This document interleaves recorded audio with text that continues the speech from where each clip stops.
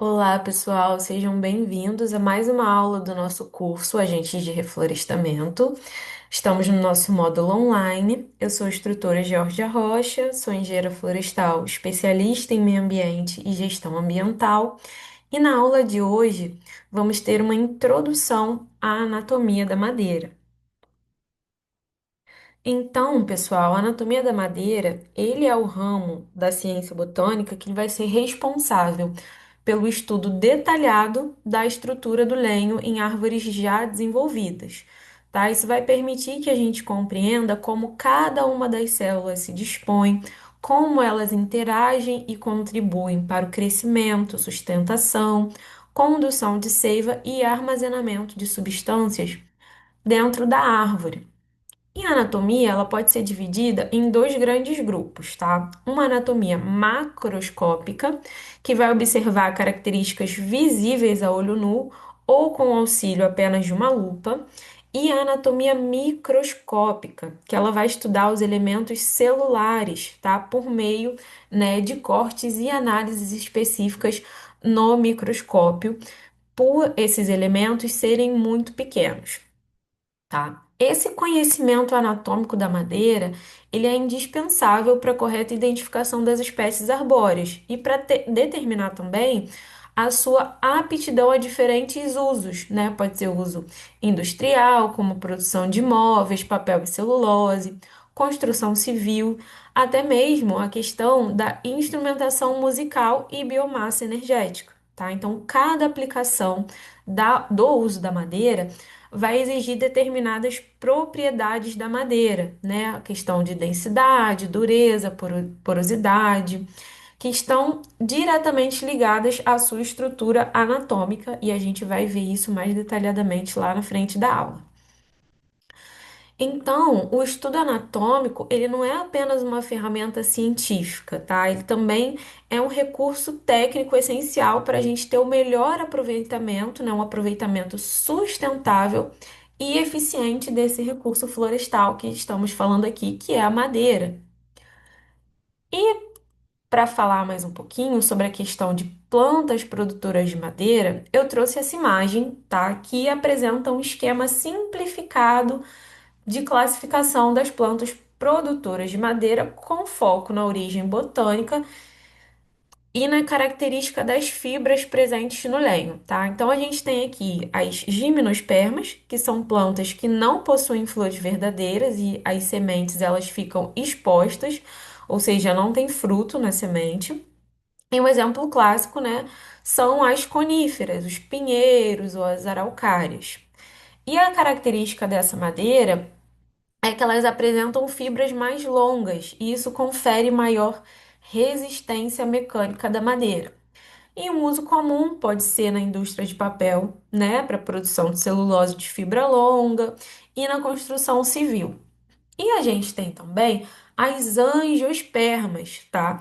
Que elas são plantas com flores e sementes protegidas pelo fruto. A gente viu isso aqui em aula. E elas se dividem em dois grupos, tá? Nas monocotiledôneas, que tem apenas um cotilédone na semente. Um exemplo seriam as palmeiras, tá? E as dicotiledôneas, que possuem os dois cotilédones, que representam, né, a maioria das árvores folhosas, como o ipê, o eucalipto, o jatobá, mogno, entre outros. A gente falou já dessa questão de monocotiledônea e dicotiledônea em aula.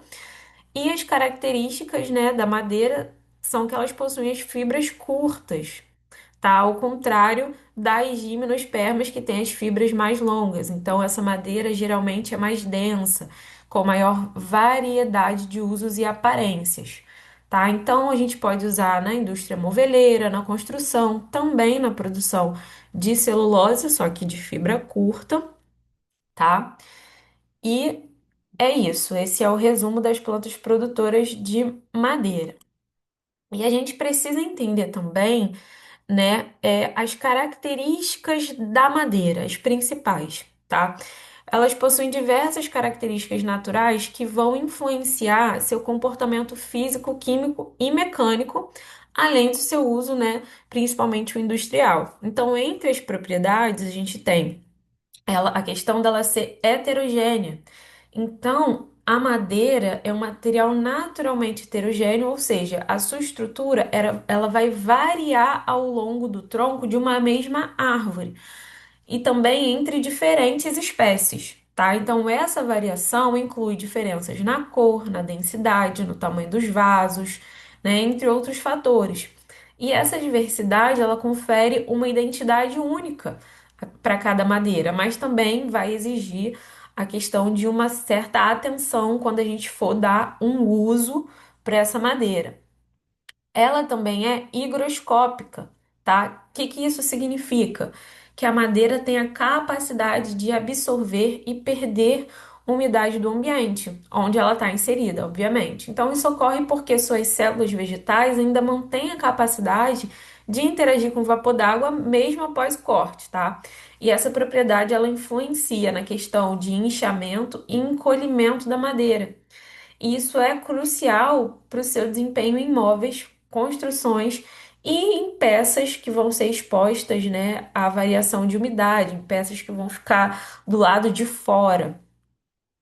Outra questão também, outra característica importante é que a madeira ela é anisotrópica, tá? O que que isso significa? Que variam dependendo da direção que são medidas, né? As propriedades variam. Então a gente tem, né, as três dimensões, longitudinal, radial e tangencial, que a gente vai ver, né, com mais detalhe ao longo da aula, mas o que que isso significa, né? São os cortes da madeira e essas propriedades que a madeira tem vão mudar dependendo da direção do corte. E isso vai afetar na questão da resistência, na questão da absorção de umidade e outros comportamentos que a madeira vai ter. Lembrando que a gente está falando aqui de anatomia com um foco para os usos da madeira, tá? E aí, outra característica é que ela é combustível, então, né, por ser composta principalmente de matéria orgânica, celulose, lignina, a madeira ela vai queimar com facilidade, sendo um material naturalmente combustível. E essa propriedade, ela é aproveitada como fonte de energia quando a gente fala de biomassa, né? Mas também representa um risco em construções e exige uma certa atenção, né, com certos tratamentos e proteção contra incêndio. Outra característica também é que a madeira é biodegradável, ou seja, ela pode ser decomposta naturalmente por fungos, insetos, micro-organismos, e essa característica ela é vantajosa do ponto de vista ambiental, né? Porque ela vai permitir a reintegração ao ciclo natural. Mas quando a gente pensa em uso da madeira, essa característica vai fazer a gente demandar certos cuidados com a questão de durabilidade e conservação, quando elas são utilizadas em ambientes externos, né, ambientes expostos. Então, essas são as principais características da madeira. Ela é heterogênea, higroscópica, anisotrópica, combustível e biodegradável. E aqui, pessoal, eu trouxe essa imagem que ela mostra as partes internas do tronco de uma árvore, né, em camadas, de fora para dentro. Então, cada faixa tem uma função diferente e uma aparência própria. A parte externa, ela protege. As camadas do meio, elas estão ligadas ao transporte de seiva e crescimento da árvore. E o centro dá sustentação na árvore. Tá? Então, essa organização é importante tanto para a vida da planta quanto para o uso da madeira. Então, a gente vai falar um pouquinho sobre cada uma dessas partes aqui. Começando pela casca, tá? Então, a casca é a parte mais externa do tronco e funciona como uma proteção natural da árvore. Ela é composta por duas camadas: o floema, que fica mais para dentro, e o córtex, ou ritidoma, tem dois nomes, tá? Que é a parte visível, mais externa.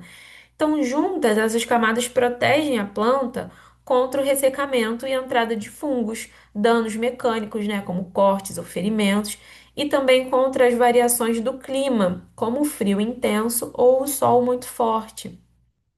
Essa casca, né, é como um escudo que mantém a árvore segura enquanto ela cresce. A gente tem também, né, o floema. que é o tecido que fica logo abaixo da casca, que acabamos de falar, e tem a função de transportar os nutrientes produzidos nas folhas, e isso a gente chama de seiva elaborada, para todas as partes da planta, desde os galhos até as raízes, tá? E esses nutrientes que o floema transporta são resultados da fotossíntese e são essenciais para o crescimento e manutenção da árvore. O floema, ele é formado por células especializadas, tá? Como os elementos crivados, células de parênquima e fibras. Mesmo sendo uma faixa fina, o floema ele é vital para a distribuição da energia que sustenta o vegetal, tá? E aqui a gente também tem, né, entre o floema e o lenho, né, ou xilema, está o câmbio, uma camada muito fina, mas extremamente importante. E ele é formado por células que estão constantemente se dividindo e gerando novos tecidos. Então, o câmbio ele vai ser responsável pelo crescimento em espessura do tronco, pois ele forma, né, de um lado o floema para fora e do outro lado o xilema para dentro. Então, sem o câmbio, a árvore não aumentaria o diâmetro ao longo dos anos. E falando aqui, né, de xilema, ele é o tecido responsável por transportar a seiva bruta. Então, lembra que o floema, ele é responsável por transportar a seiva elaborada e o xilema é o tecido responsável por transportar a seiva bruta, que é uma mistura de água e sais minerais absorvidos pelas raízes. Então, vai transportar da raiz até as folhas. Essa condução ela é feita por tubos formados por células mortas que funcionam como se fossem os canos naturais. E aí a parte mais jovem e ativa do xilema a gente chama de alburno, que fica mais próximo do câmbio. O alburno ele ainda participa da condução da seiva bruta e contém algumas células vivas e nutrientes, tá? Ele é mais claro, úmido e também ele é menos resistente do que o cerne, sendo por isso mais vulnerável aos ataques de fungos e insetos. E aí o que que seria, né? O cerne. O cerne é a parte central e mais escura do lenho. Ele é formado por xilema mais antigo que não participa mais dessa condução de seiva, tá? Mas é muito importante para a questão da sustentação da árvore. Então, o cerne ele é mais denso e durável, porque ele contém uns compostos de tanino e resina que o tornam mais resistentes a essa ação de organismos decompositores, como os fungos e insetos. Tá? Então, por isso, essa parte da madeira costuma ser mais valorizada em usos estruturais e que pretendem durar mais. Tá? Então, aqui a gente tem uma fotinho, né, do cerne no centro mais escuro, o alburno mais claro em volta. E aí, uma coisa muito interessante também que a gente tem na questão da árvore são os anéis de crescimento, que eles são essas faixas circulares que aparecem quando a gente corta o tronco transversalmente. Então, cada anel é composto por lenho inicial mais lenho tardio. E isso faz com que a gente consiga estimar a idade da árvore e suas condições de crescimento, tá? E a gente tem aqui que o lenho inicial ele se forma na primavera com células maiores e paredes finas. Ele é mais clarinho e mais leve. O lenho tardio, ele é formado no outono, com células menores e paredes espessas, o que torna a madeira mais densa e escura. Então, essa contagem dos anéis permite a gente estimar a idade da árvore e entender as condições climáticas que ela enfrentou, né? Já que a gente tem a questão bem marcada da primavera e do outono, a gente consegue fazer uma estimativa, tá? E eu separei um vídeo para a gente assistir junto e entender melhor como funciona. Aqui no canal. Eu sou a Vani, sou engenheira florestal e hoje a gente vai conversar sobre anéis de crescimento. A existência dos anéis de crescimento, ela é conhecida há muito tempo. Inclusive, os primeiros relatos foram feitos na Grécia Antiga. Já no século XVI, Leonardo da Vinci reconheceu a relação entre os anéis de crescimento e o clima. Olha que interessante. Ele reconheceu essa relação em árvores de pinos da Toscana. Notou que os anéis de crescimento permitem estimar o número de anos em relação à espessura e indicar os anos mais ou menos seco. E podemos afirmar que Da Vinci não estava errado. Uma coisa interessante é que durante muito tempo os pesquisadores achavam que só as coníferas e as folhosas de clima temperado é que tinham anéis de crescimento. Mas, Vani, por que eles achavam isso? Porque se você pega uma madeira tropical, você não vê os anéis de crescimento direitinhos marcados, que nem a gente vê nas árvores que são de clima temperado. E por que essas árvores não têm essa marcação direitinha? Porque as árvores de regiões tropicais e regiões subtropicais, o câmbio ele fica em funcionamento o ano inteiro, pelas condições climáticas serem constantes praticamente o ano inteiro. Portanto, se chegava à conclusão que não tinha anéis de crescimento.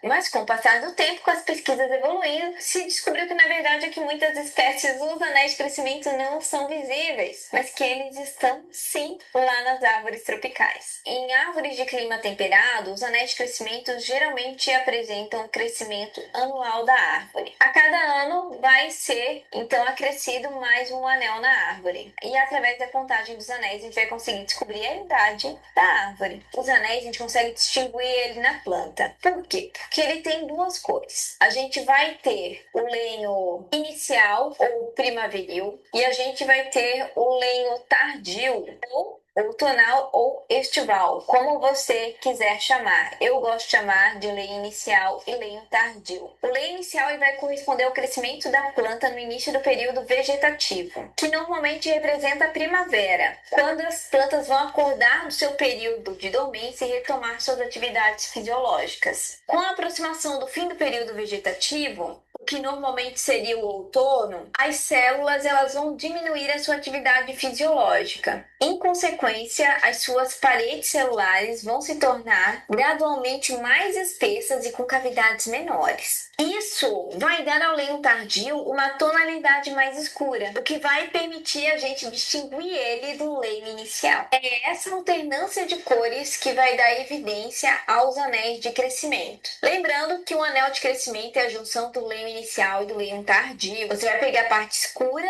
e a parte clara, e aí juntando os dois você vai ter um anel de crescimento. Em árvores tropicais, os anéis de crescimento vão significar períodos de chuva e períodos de seca. Os anéis de crescimento, só para avisar vocês, não necessariamente são anuais, porque a árvore não comemora final de ano, ela não sabe disso. Os anéis de crescimento, eles vão marcar estações do ano, que pode coincidir sim com o ano como a gente conhece. Mas não é assim que funciona, tá? Guardem isso para vocês. Anéis de crescimento marcam as estações do ano nas árvores.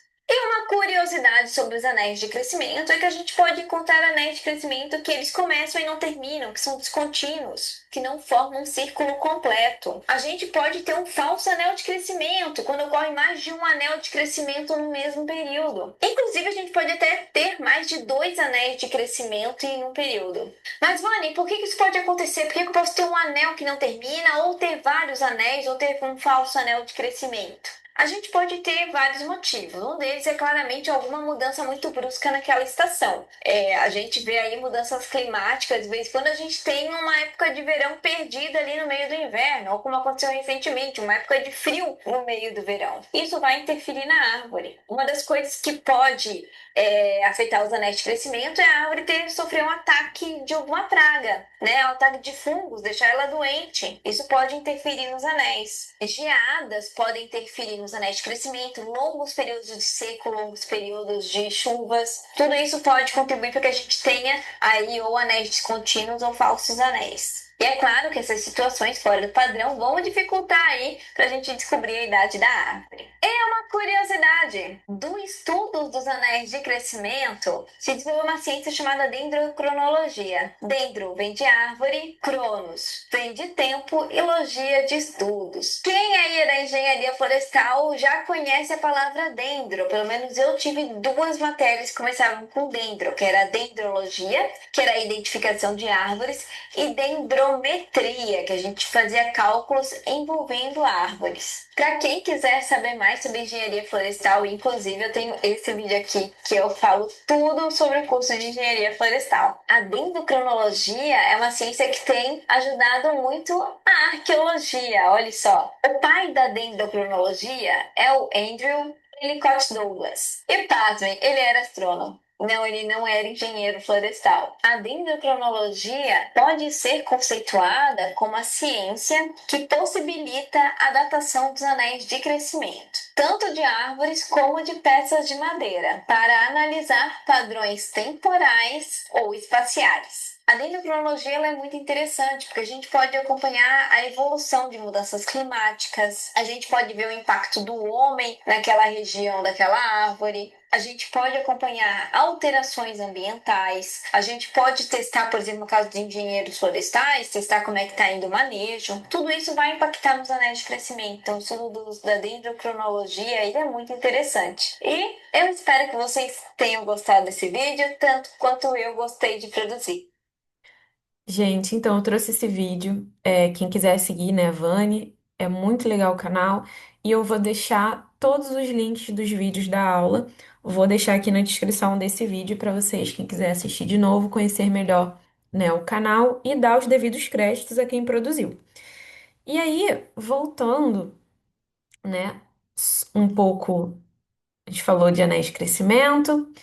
E aí, né, a questão do alburno, tá? É a parte externa e ativa do xilema, responsável pela condução de seiva bruta, contém células vivas e nutrientes e é mais claro e menos resistente que o cerne, tá? Ou seja, a questão da resistência tem a ver com o ataque de fungos e insetos. E aí, a gente também tem os raios, tá?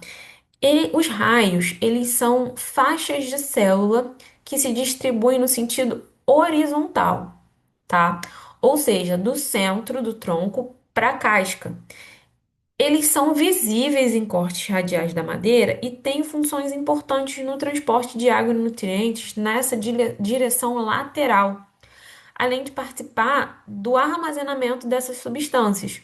Então, os raios, eles também ajudam na comunicação entre diferentes partes da madeira, funcionando como se fossem pontes dentro do tronco, tá? Então, a gente tem aqui no desenho a ilustração dos raios, aqui em amarelo.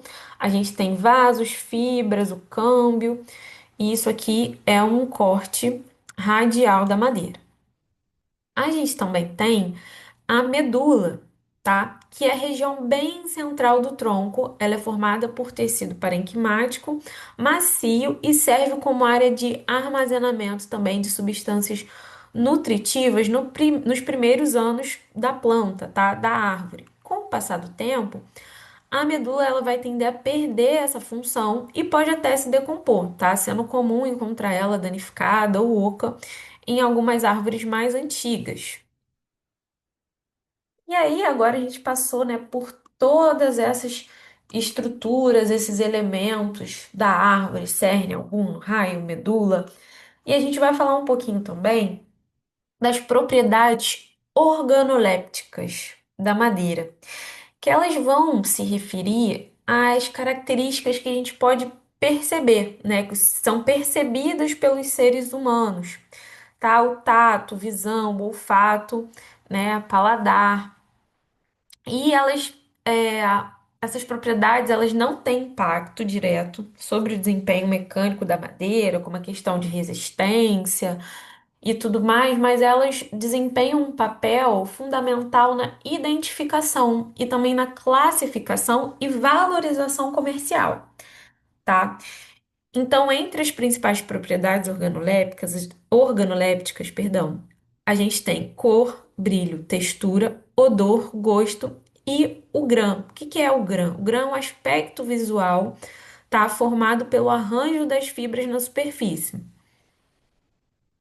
Então, por exemplo, madeiras com coloração homogênea têm uma grã decorativa, né? São altamente valorizadas na marcenaria, no design de interiores, na arquitetura, devido a esse apelo estético, tá? Então, Portanto, mesmo sem influenciar diretamente nas propriedades estruturais, essas características organolépticas, elas são determinantes na escolha da madeira para fins artísticos, funcionais e comerciais, tá? Então eu trouxe também mais um videozinho para a gente entender melhor essas propriedades organolépticas. Lembrando que o link desses vídeos vai estar aqui na descrição desse vídeo aqui, tá bom, pessoal? Vamos assistir junto.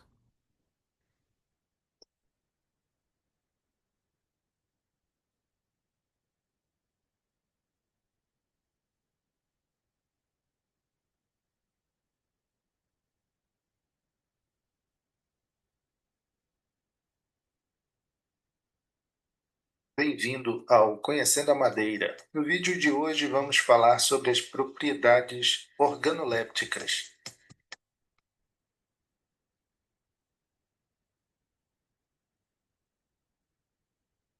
Se você ainda não é inscrito no canal, aproveite, inscreva-se e ative o sininho para receber as notificações. Todas as madeiras apresentam propriedades capazes de impressionar os sentidos: cor, cheiro, textura e peso, por exemplo. A estas características dá-se o nome de propriedades organolépticas da madeira. São características importantes para a identificação das espécies e sua aplicação comercial. Algumas delas, como o peso e a cor, podem agregar valor à madeira, aumentando seu valor de mercado. A cor e o aroma da madeira podem beneficiar a maturação de bebidas destiladas e fermentadas, como a cachaça e o vinho, respectivamente. Vamos comentar um pouco sobre cada uma delas.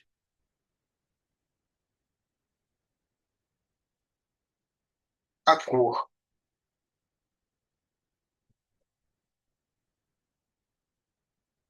A cor da madeira deriva da composição química das substâncias que estão presentes no xilema.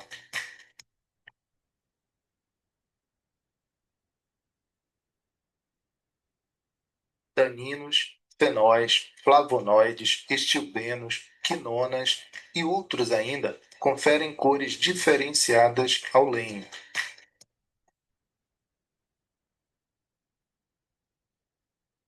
O padrão de coloração varia do bege claro ao marrom escuro, quase preto, havendo madeiras amareladas, avermelhadas, arroxeadas, alaranjadas, enegrecidas, esbranquiçadas.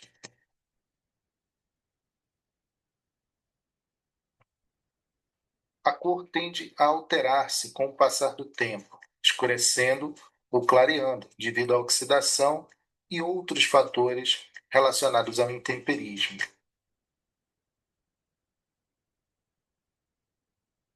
A grã.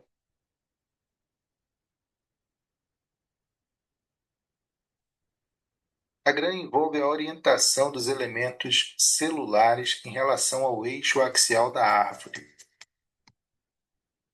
Quando as células são paralelas ao crescimento vertical, a grã é direita ou regular.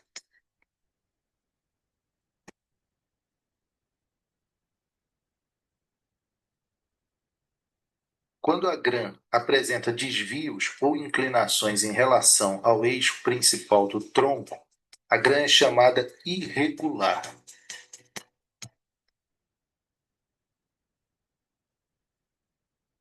Estas variações decorrem de múltiplas razões, sendo a principal delas as características genéticas que controlam o crescimento e a divisão celular.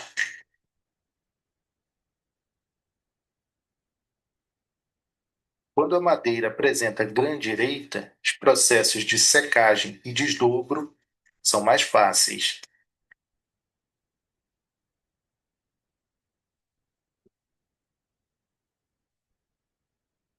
A resistência mecânica também é consideravelmente maior.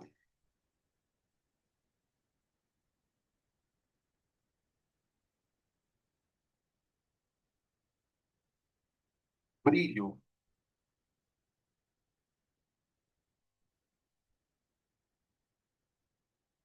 é a capacidade de refletir luz que a madeira possui. O brilho é melhor notado no plano radial, devido ao espelhado dos raios. Algumas espécies apresentam brilho natural facilmente visível, como as madeiras da família Lauraceae.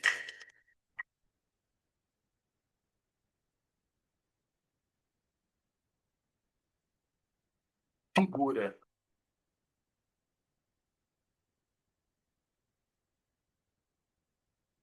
é o conjunto de desenhos e alterações de caráter decorativo que a madeira apresenta.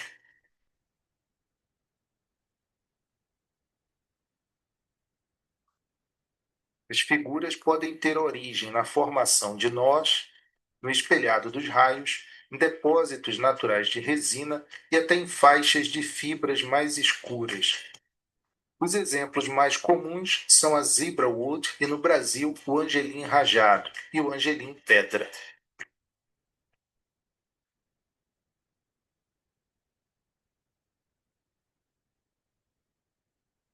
Odor.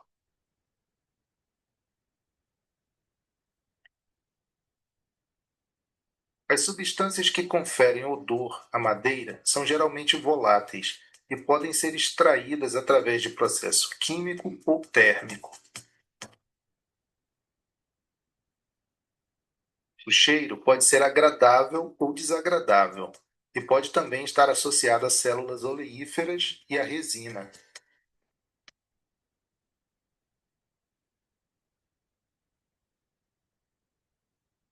Para a maioria das aplicações, é desejável que a madeira não possua cheiro, principalmente se for para embalagens de produtos alimentícios, como caixas de frutas e verduras. Na produção de perfumados, é preferencial que a madeira a ser queimada seja isenta de odores que possam afetar o alimento.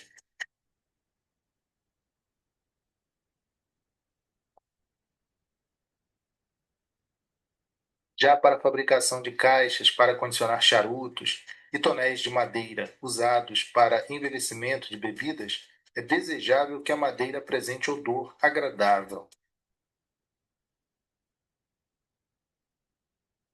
Em ambos os casos, espera-se que a madeira transfira parte dos compostos aromáticos para os produtos, diferenciando o buquê e aumentando o valor agregado dos mesmos.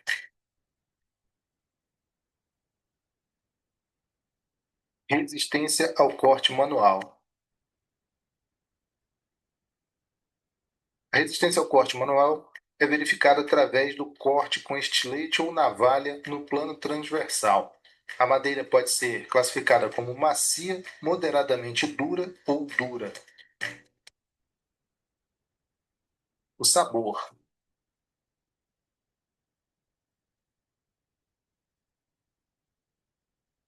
está em geral associado às substâncias que conferem odor. O sabor pode ser amargo, como nas Apocynaceae, é o caso do piqué marfim do roxo.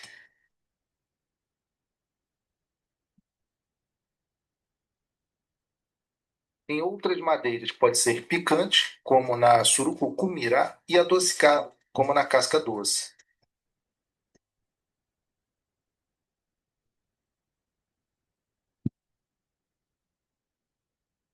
Objetos como abaixadores de língua, espetos para churrasco, palitos de dente, pau de picolé, tábua de carne, pilão, são alguns cuja madeira não deve ter sabor algum.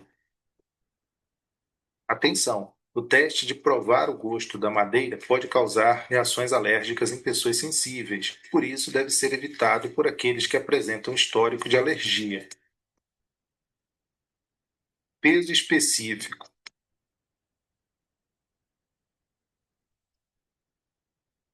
é a relação entre a massa seca da madeira e o volume verde.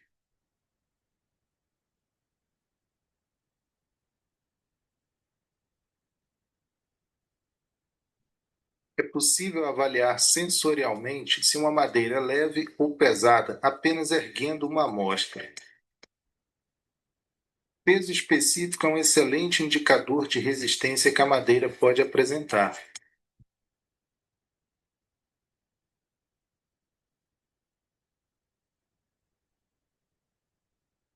Madeiras pesadas costumam ser mais valorizadas pelo senso comum, pois subentende-se que elas são mais duradouras que as madeiras leves.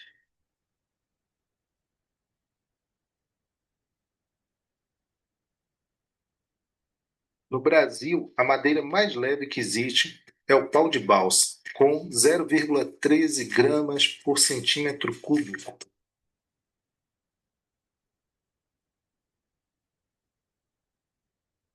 Textura.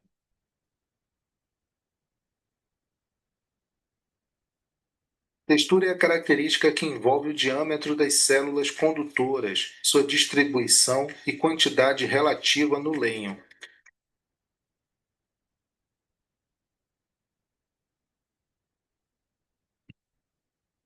A textura pode ser grossa, média ou fina.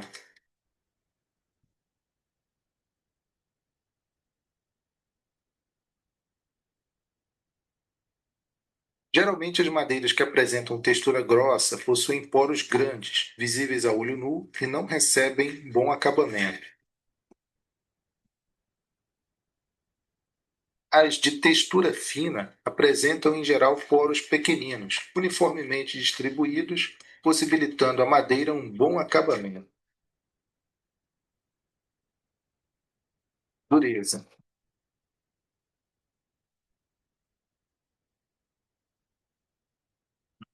A dureza é uma propriedade da madeira que envolve a capacidade dela em resistir a cargas localizadas, como móveis em uma casa.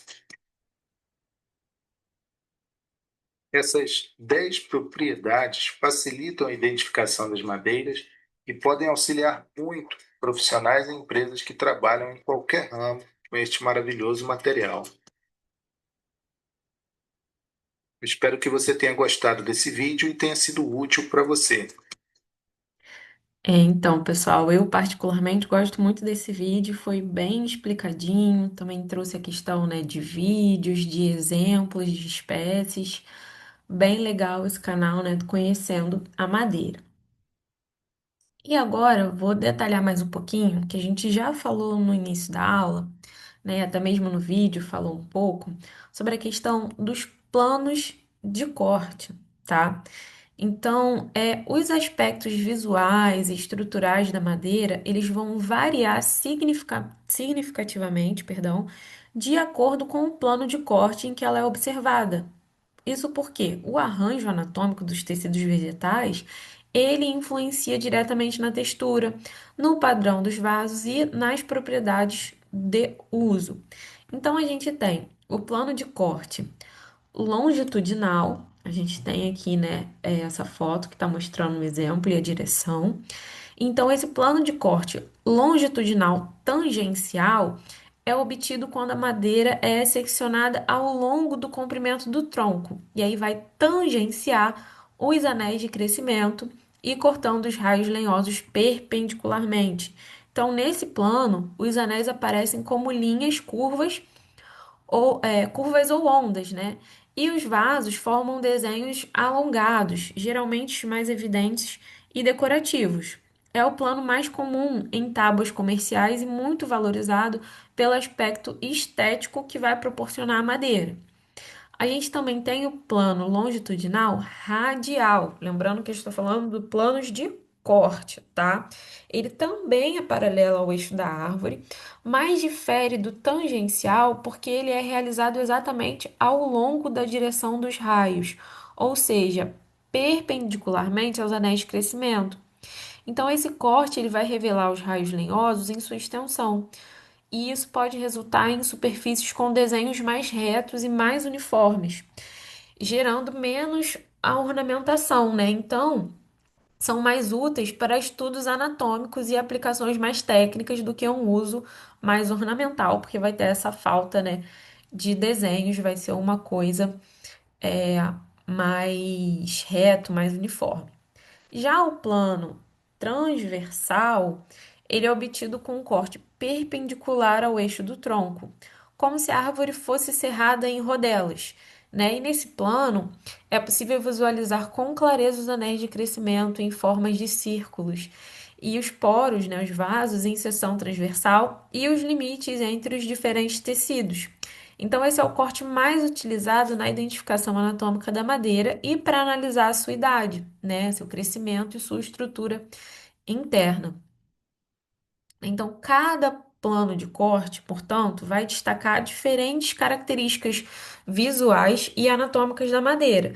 Então, a gente vai escolher segundo algum objetivo, seja para fins técnicos, ornamentais ou industriais, a gente vai escolher o sentido do plano de corte. E a gente também tem, né, a classificação das madeiras em coníferas e folhosas, tá? Que ela está diretamente relacionada ao grupo botânico das árvores, né, de origem gimnosperma e angiosperma, respectivamente. Então, essa divisão é fundamental tanto do ponto de vista anatômico quanto tecnológico, porque as características estruturais das madeiras, elas vão influenciar o seu uso industrial, sua trabalhabilidade e o seu desempenho em diferentes aplicações. Então, a gente entender as diferenças entre esses dois grandes grupos vai ser essencial para a identificação da madeira, para sua correta utilização em projetos de engenharia, construção civil, marcenaria e até mesmo design. E aí a gente tem a madeira de coníferas, né, que são originadas de árvores gimnospermas, como os pinheiros, né, e tudo mais. Apresentam uma anatomia mais simples e homogênea. Então, seu principal tecido condutor e de sustentação não é o traqueídeo, é uma célula longa que desempenha ambas as funções, porque as coníferas elas não possuem vasos. Essa característica que diferencia essa madeira das folhosas. Então, como resultado, a condição de água ela vai se dar exclusivamente pelos traqueídeos, tá? Que gera uma estrutura mais uniforme e menos porosa. Isso também contribui para uma aparência visual mais regular. Isso facilita na parte de acabamento e de trabalho, né, com determinadas ferramentas.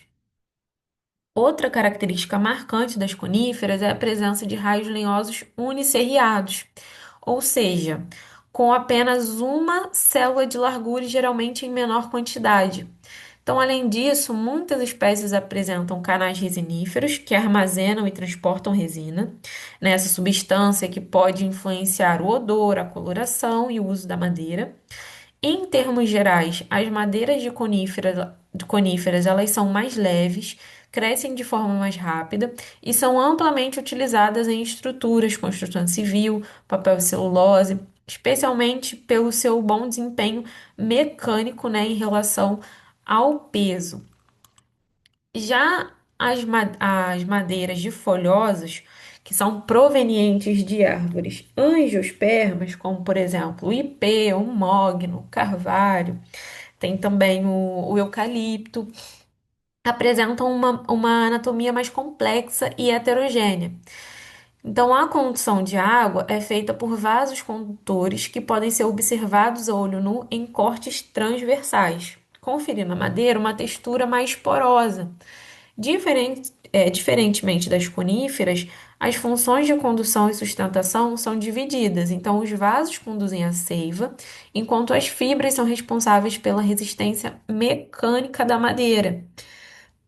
Nas folhosas, os raios lenhosos são mais numerosos e geralmente multisserriados, tá? Contribuindo para a diversidade estrutural da madeira. E além disso, há uma maior presença de parênquima axial, que é uma estrutura que auxilia no armazenamento de nutrientes e pode interferir na coloração, na textura, tá bem? E a estrutura anatômica mais variada permite a ocorrência de diferentes tipos de porosidade, né, como a difusa, anelar ou semianelar, o que vai influenciar diretamente nessa trabalhabilidade, na densidade e na aplicação final da madeira de folhosas.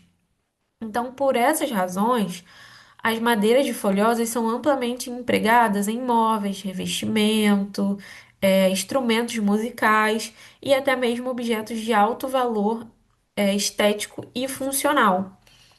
E aqui eu trouxe uma imagem que apresenta uma comparação anatômica entre esses dois tipos de madeira. Tá? Aqui a gente tem uma conífera resinosa, que vai ser representada pelo pinheiro bravo, e uma folhosa representada pelo carvalho. Tá? Ambos os exemplos mostram cortes nos três principais planos anatômicos, transversal, radial e tangencial, que a gente acabou de ver. Tá? Isso faz com que que permita a gente observar as diferenças estruturais entre as gimnospermas, as coníferas, e as angiospermas, as folhosas. Então, no caso da conífera, a gente vê aqui o corte transversal do pinheiro bravo, ele exibe anéis de crescimento bem definidos e concêntricos, com uma estrutura visualmente mais homogênea. A ausência de vasos, que é essa característica marcante das coníferas, e o tecido condutor, que é formado exclusivamente pelos traqueídeos. Tá? Nos cortes radial e tangencial, a gente consegue observar uma simplicidade estrutural, com poucos raios lenhosos, né? E a possível presença de canais resiníferos, que é típico desse grupo. Já aqui na madeira das folhosas, o corte transversal do carvalho mostra anéis de crescimentos visíveis, porém com a aparência marcante de vasos condutores, né, os poros, que aparecem como pontos ou orifícios distribuídos de madeira, tá? De madeira característica, variando conforme o tipo de porosidade da espécie. Nos planos radial e tangencial, a gente tem uma maior complexidade anatômica, raios lenhosos mais largos e numerosos, além de estruturas variadas que contribuem para uma textura visualmente mais rica e heterogênea.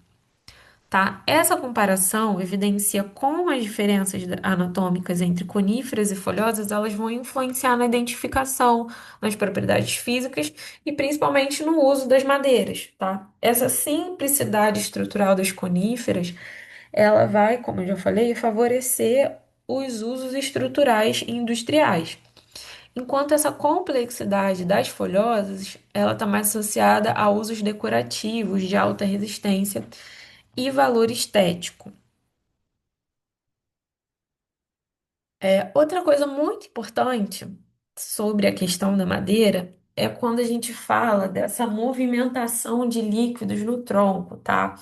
A condução de líquidos na madeira, ela ocorre por meio de dois sistemas principais, que a gente já falou, o xilema e o floema, que eles vão transportar, respectivamente, seiva bruta e seiva elaborada. Então, a seiva bruta ela é composta por águas e sais minerais absorvidos do solo pelas raízes. Tá? Essa seiva sobe pelo tronco até as folhas através do xilema, que nas árvores corresponde à parte lenhosa, né? Ou seja, a própria madeira. E esse líquido ele é essencial para a planta, porque ele vai fornecer os elementos necessários para que a fotossíntese aconteça nas folhas. Já a seiva elaborada, ela é produzida nas folhas durante a fotossíntese. Então, são processos complementares, tá? Então, a seiva elaborada, como eu falei, produzida nas folhas durante a fotossíntese, que é o processo que a planta transforma o gás carbônico em água e açúcar com a ajuda da luz solar, tá? A fotossíntese. Então, essa seiva, ela contém substâncias orgânicas como glicose, aminoácidos e outros compostos que são nutritivos para a árvore. Ela é conduzida para todas as partes da planta, incluindo raízes, tronco, flores e frutos. Então, através do floema, que é esse tecido vivo que envolve o xilema e não faz parte da madeira em si, tá? Então, dessa forma, a madeira tem papel essencial na condução. A madeira que eu falo lenho seria o xilema, tá? Tem esse papel essencial na condução da seiva bruta, sustentando a planta e permitindo que a água e os nutrientes cheguem às folhas. Já o floema, que está localizado mais nas extremidades, tá? Mais externamente, é responsável por distribuir os produtos da fotossíntese para todo o organismo vegetal. Então, essa atuação coordenada desses dois sistemas que vai garantir o crescimento, a nutrição e a sobrevivência da planta. E agora falando um pouco mais, né, da questão de anatomia e preservação, eu trouxe aqui um vídeo muito interessante sobre a influência da anatomia na preservação da madeira. Então, vamos assistir.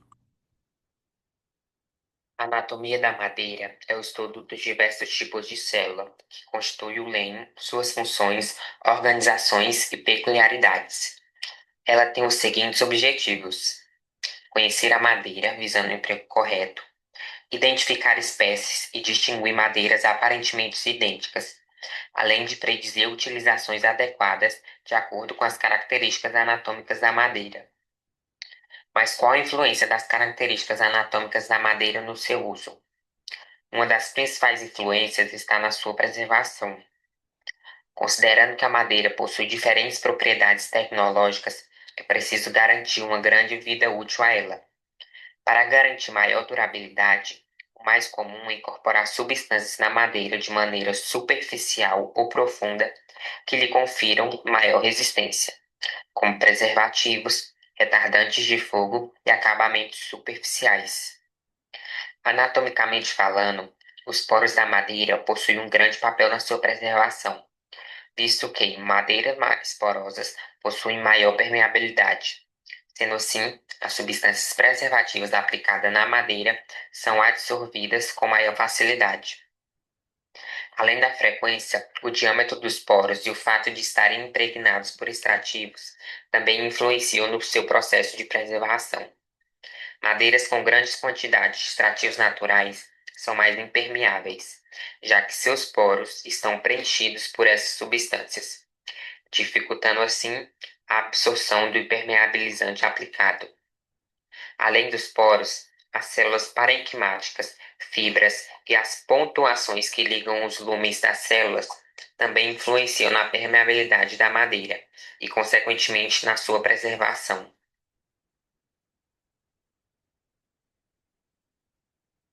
Então, pessoal, espero que todo mundo tenha entendido que a preservação, a gente está falando em questão, né, do uso da madeira cortada, tá bom? A gente não está falando de conservação da árvore em pé, tá?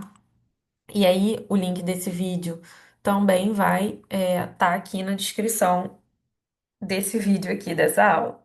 Então, falando um pouquinho, aproveitar o gancho do vídeo para falar um pouquinho das propriedades físicas da madeira, tá? Que são esses atributos naturais que definem seu comportamento frente a variações de umidade e temperatura. Então, essas características, elas não envolvem uma transformação química ou nenhuma ruptura de estrutura interna, mas elas vão influenciar diretamente na estabilidade dimensional, no peso e na aparência da madeira, tá? Um exemplo importante de característica é o que a gente falou, né, da madeira ser higroscópica, né? Ou seja, a capacidade da madeira de absorver e liberar água do ambiente, que pode causar retração ou inchamento conforme as condições climáticas. Outro fator relevante é a densidade, que vai afetar o peso, a resistência, até o isolamento térmico e a acústica da madeira, tá? Alguns exemplos que a gente vai ver com mais detalhamento. Então, compreender essas propriedades vai ser essencial para a gente aplicar corretamente a madeira nos mais variados setores. Então, na construção civil, por exemplo, é preciso escolher madeiras que tenham uma boa resistência à variação de umidade e temperatura, evitando deformações e falhas estruturais. Já na marcenaria, há aspectos como textura e brilho, eles vão influenciar diretamente no acabamento. Já na produção de energia, tem a questão da densidade, o teor de umidade, que vão impactar no rendimento da queima da madeira. Então, conhecer as propriedades físicas vai permitir selecionar a espécie mais adequada para cada finalidade, garantindo essa maior durabilidade, desempenho e eficiência nesses produtos e estruturas que utilizam madeira como a sua matéria-prima. Então, a gente tem aqui, né, as propriedades: densidade, umidade, retratabilidade, permeabilidade, porosidade, durabilidade, propriedades térmicas, propriedades acústicas e condutividade elétrica, tá? Então, falando um pouco da densidade, que a densidade ela indica o peso da madeira em relação ao seu volume. Então, madeiras mais densas costumam ser mais resistentes e pesadas, enquanto madeiras menos densas são mais leves e mais fáceis de trabalhar. Já a umidade é a questão que a madeira pode absorver ou perder água do ambiente. A gente está falando aqui, né, das propriedades A gente já falou dessa característica específica. Então, essa umidade, ela vai afetar o seu tamanho, o seu peso e sua durabilidade. Então, isso vai ser, sendo esse fator umidade, essencial para controlar, para a gente evitar deformações e até mesmo apodrecimento da madeira. Tem a questão também da retratibilidade. Então, quando a madeira perde água, ela encolhe. Então, esse comportamento é chamado de retratibilidade e pode causar rachaduras ou empenamentos se a madeira ela não for bem seca, não for bem estabilizada. Já a permeabilidade mostra o quanto a madeira permite a entrada de líquidos, como água ou produtos de tratamento. Então, madeiras mais permeáveis são mais fáceis de tratar, mas também podem ser mais vulneráveis à umidade. Já quando a gente fala de porosidade, a gente se refere à quantidade e distribuição de poros na madeira, especialmente visíveis nas folhosas, né? Então, essa porosidade influencia a aparência, a absorção de vernizes e trabalhabilidade do material. Nesse caso, nossa matéria-prima, que está falando aqui, o tema da aula, a madeira. E a gente também tem a questão de durabilidade, que é a capacidade da madeira de resistir ao ataques de fungos, de insetos e até mesmo à ação do tempo. Então, algumas espécies são naturalmente mais duráveis, mesmo sem nenhum tratamento químico. Quando a gente fala de propriedades térmicas, né, a gente quer dizer que a madeira é um bom isolante térmico, tá? Ou seja, não conduz bem o calor. Isso a torna mais ideais para ambientes que precisam de conforto térmico, como casas e até mesmo cabanas. Quando a gente fala em propriedades acústicas, a gente também está falando que a madeira ela pode ajudar a isolar ou controlar o som, sendo muito usada em instrumentos musicais, estúdios e salas com boa acústica, graças a essa sua estrutura celular. E por fim, a gente tem a questão da condutibilidade elétrica. Então, a madeira seca é um mau condutor de eletricidade, o que a torna segura para certos usos e construções, né? Então, quando ela está úmida, pode conduzir eletricidade com mais facilidade. Então, essa propriedade de condutibilidade elétrica é algo que a gente precisa avaliar também quando a gente fala dos usos da madeira. E a gente também tem a questão dos defeitos da madeira. Então, esses defeitos são todas as irregularidades ou anomalias que ocorrem na estrutura do tronco, né? Na sua forma externa, na seção transversal, né? A parte cortada da madeira, na cor ou no arranjo interno dos tecidos. Então, esses defeitos eles podem reduzir a qualidade, o valor comercial ou até impedir o uso da madeira em determinadas aplicações, como na construção civil, em móveis ou em peças estruturais.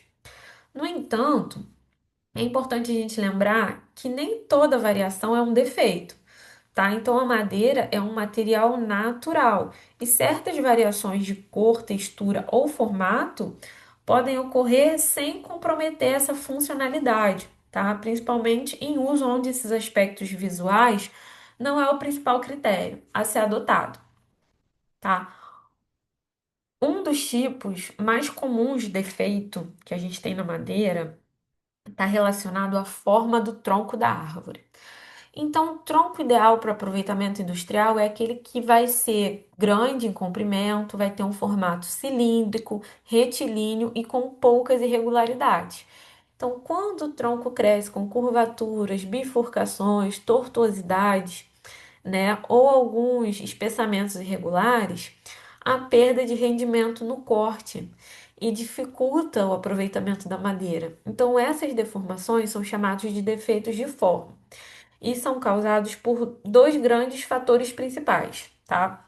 O primeiro são os fatores ambientais, ou seja, condições do local onde a árvore cresce. Isso inclui o clima, né? Temperatura, vento forte, umidade, o tipo de solo, a quantidade de luz solar disponível, o espaçamento entre as árvores, inclinação do terreno e até mesmo, né, ataques de praga ou doença. O segundo grupo, ele vai envolver os fatores genéticos, ou seja, as características herdadas da própria espécie ou de indivíduos que apresentam tendência a desenvolver certos tipos de deformação. Então, essas falhas podem surgir ainda nas fases iniciais de crescimento e se manter durante toda a vida, né, da planta, tá? Resultando em madeiras com defeitos de origem biológica. Então, olha quanta coisa tem que se preocupar, né, para a questão da madeira. E vou listar para vocês também alguns defeitos. Então, o primeiro exemplo de defeito que eu trouxe aqui é a questão da conicidade. Então, essa conicidade ela ocorre quando o tronco da árvore apresenta uma redução muito rápida de diâmetro ao longo da sua altura. Isso vai afastando do formato cilíndrico que é ideal para o uso da madeira. Então, essa característica é comum em árvores isoladas ou que sofrem fortes influências de vento, que vão estimular esse crescimento mais estreito na parte superior.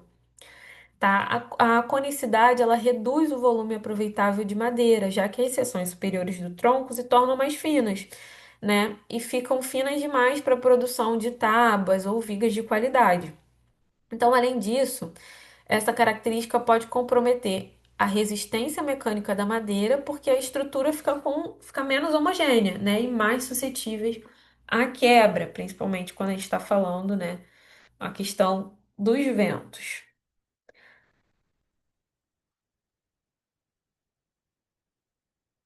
O próximo defeito que eu trouxe para vocês é a questão da tortuosidade, tá? Que vai se referir a essa curvatura, o encurvamento do tronco, dos galhos, que deixa de ser retilíneo e apresenta, né, essas ondulações.